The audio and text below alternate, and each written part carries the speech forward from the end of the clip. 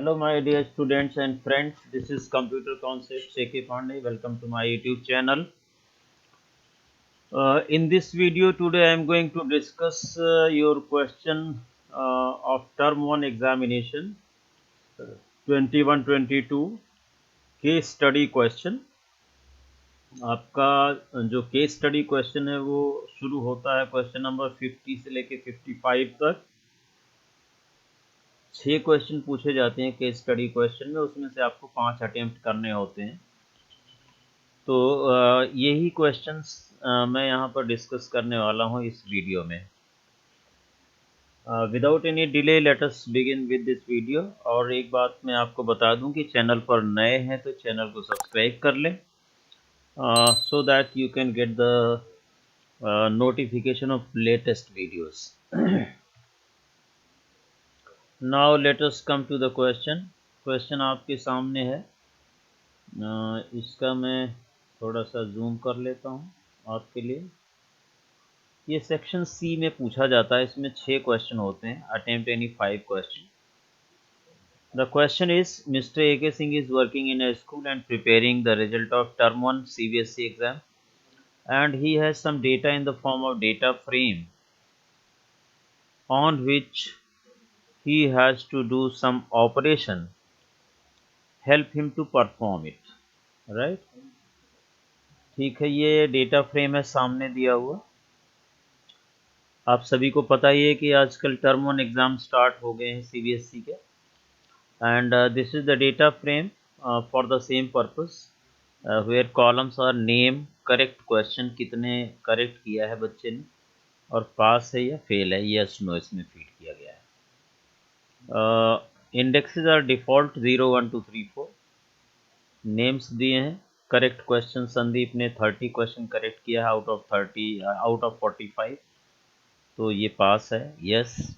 Ritu 12 question correct किया है, no, like that. Come to the question.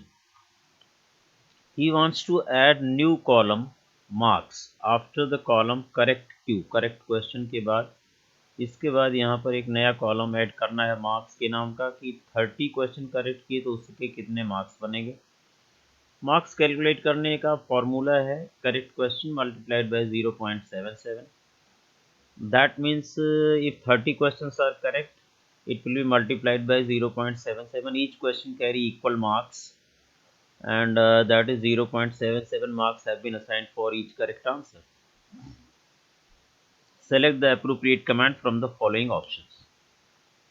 df of marks equal to df of correct q into 0.77। B part ये दिया हुआ है, यहाँ पर लिस्ट के फॉर्म में है, तो ये एक्सप्रेशन लिस्ट के फॉर्म में ये सही नहीं है, और इस पर हम ट्राई कर लेंगे। अभी तो ये आपको बता रहा है कि आपको एक करेक्ट लोकेशन पर करेक्ट क्वेश्चन के साथ इस इंडेक्स पर आपको मार्क्स लाना है, और सभी ये भी ऐड करेगा मार्क्स नाम का column, but it will be added at the end. यहाँ पर last column it will be, but it should be before past and after correct question. तो इसके लिए we will be using insert method, ये method use करेंगे। और the location of the column, ये index number यहाँ पर इंडिकेट कर रहा है LOC 0 1 2। नेम का इंडेक्स नंबर 0 है, करेक्ट क्वेश्चन का 1 है, और जहाँ पर ये लाना है हमें marks that should be 2। That is Y LOC equal to 2, column equal to marks, this is the heading of the column to be displayed, then value equal to df dot correct question multiplied by 0.77. so this is the correct answer for this question. इसके लिए ये correct answer होना चाहिए आपका। और अगर आप इसे एग्जीक्यूट करके देखना चाहते हैं तो ये आपका डेटा फ्रेम पहले से बना हुआ है, इसको मैं रन करा देता हूँ। इसको एग्जीक्यूट कर दिया और इसे मिनिमाइज कर देता हूँ। Now let us copy this command and paste it there and see whether it is happening और नॉट। यहाँ पर मैं पेस्ट कर देता हूँ इसको, enter. So now you can see the DF में यहाँ पर एक कॉलम मार्क्स आ गया। ठीक है, मार्क्स का नाम का कॉलम कैलकुलेट हो गया, which is after correct question. अपनी पोजीशन पर है, वेर एवर यू वांट। आप करेक्ट क्वेश्चन के बाद वाला कॉलम चाहते थे to be added as marks, the same has been done here. 50 question से 55 तक दिया होता, there are 6 question, out of 6 you have to attempt only 5 question. 1 question आपका ऑप्शनल है, उसमें कौन सा आप छोड़ना चाहते हैं छोड़ सकते हैं। 51st question, he wants to change the correct question, correct q in the fourth row, that is index number 3 to 20, which he typed 10 by mistake. See here, just in front of row number 4th, that is having index number 3, मुस्कान का ये data है और इसमें आपका 10 की जगह 20 होना है। ये अपडेट कैसे करेंगे? सो ILOC का यहाँ सवाल नहीं उठता है क्योंकि ये लेबल है। df डॉट चेंज कोई मेथड नहीं है, ignore it. df of 3 correct question equal to 20, ये डायरेक्ट नहीं एक्सेस किया जा सकता है, कोई स्लाइसिंग नहीं है ये। सो LOC से हम लोग जो है ये कर सकते हैं, df dot LOC, row number, row index 3 and column label correct question. Since it is column label, so LOC is okay. LOC is for column labels, row labels, and this is 20 has been updated. So this should be the correct answer. इसको मैं copy paste अगर कर देता हूँ वहाँ पर, let us copy paste in the Python and see whether the correct answer is coming out or not. ये single quote ठीक कर देता हूँ मैं यहाँ पर। अब ये करने, आफ्टर डूइंग दिस, ये थर्ड रो का जो मुस्कान का कॉलम है, ये करेक्ट क्वेश्चन 10 की जगह 20 ओवरराइट होना चाहिए। And let us verify, yes it is 20 overrated, ठीक है, चेंज हो गया। Now he wants to display rows where the number of correct question is greater than 25 in the examination and past is yes, means दो condition दी है, past की value yes होना चाहिए and correct question should be greater than 25। तो यहाँ देखिए df of df correct question greater than 25, and की वजह से double and is not required, ये पैंडास का नहीं है ए एंड डी। ये नॉर्मल पाइथन प्रोग्रामिंग में आप ये कंडीशन के लिए logical operator and A and D का यूज़ कर सकते हैं, और का सवाल ही नहीं होता है, दो अलग अलग कंडीशंस हैं। तो C part should be the right answer, ये राइट आंसर है आपका। df of df correct q greater than 25, one condition close in parenthesis, हर कंडीशन को पैरेंथेसिस में क्लोज करना है जो लॉजिकल ऑपरेटर एंड और नॉट से ज्वाइन करते हैं। तो एंड, पैंडास में ऐसा एंड होगा और पाइप सिंबल होगा, नॉट एक्सक्लेमेशन साइन होगा। Second condition is df of past column is equal to yes.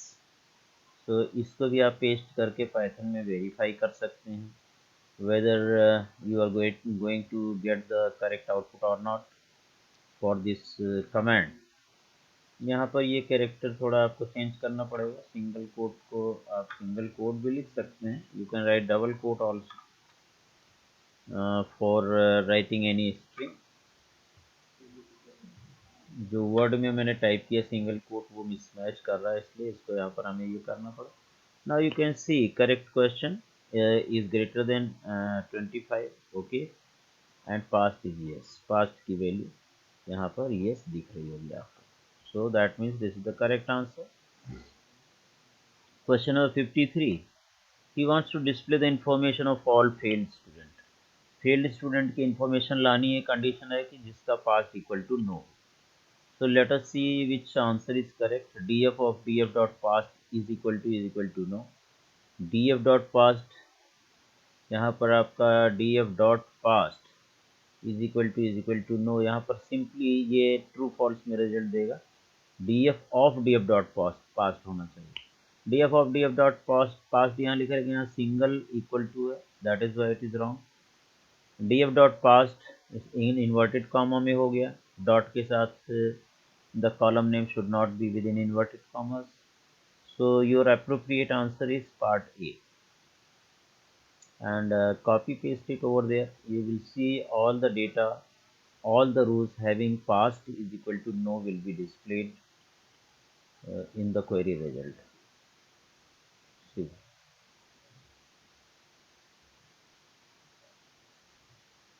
मैं इसका कैरेक्टर चेंज कर देता हूँ,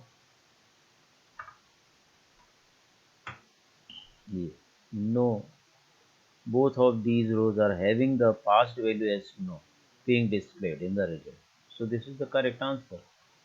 Here sometimes we can write LOC also. यहाँ पर आप LOC भी लिख देते हैं, then also it is perfect, giving the same output. Here also similarly यहाँ भी आप ऐसा कर सकते हैं, इस वाले में यहाँ पर भी आपका अगर कोई ऑप्शन डॉट LOC करके लिखा हो, then also it is okay, similar result will be displayed.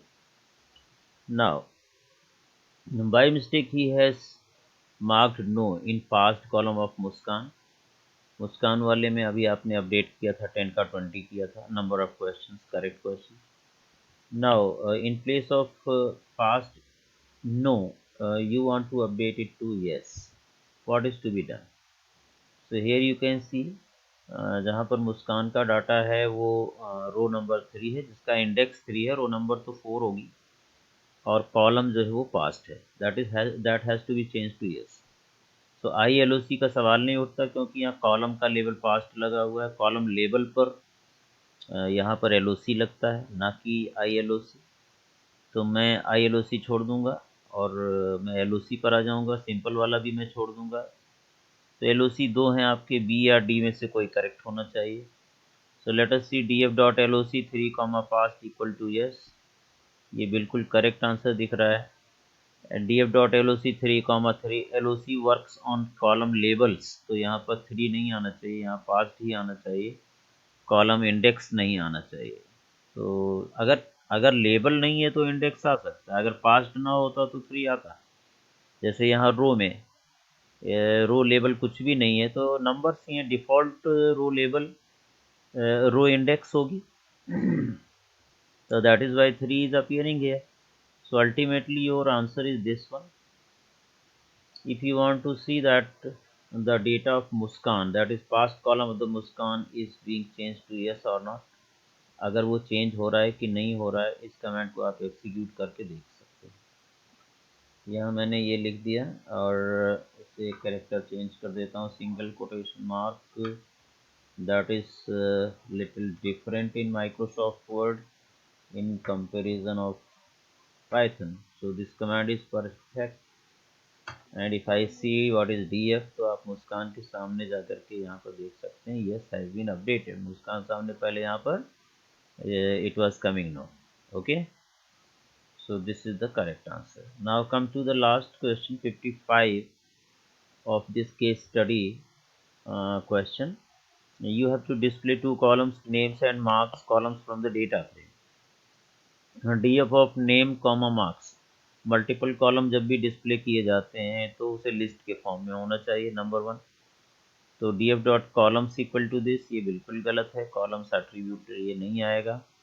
DF of square bracket, फिर से स्क्वायर ब्रैकेट में आप नेम मार्क्स लिख रहे हैं, ये बिल्कुल परफेक्ट होना चाहिए. DF dot LOC name marks, ये तो नहीं होना चाहिए क्योंकि यहाँ पर अगर आप ऐसे देते हैं तो रो कितनी आएंगी उसका रो का कोई डिटेल नहीं है, कॉलन वगैरह लगाएं कि ऑल रोज.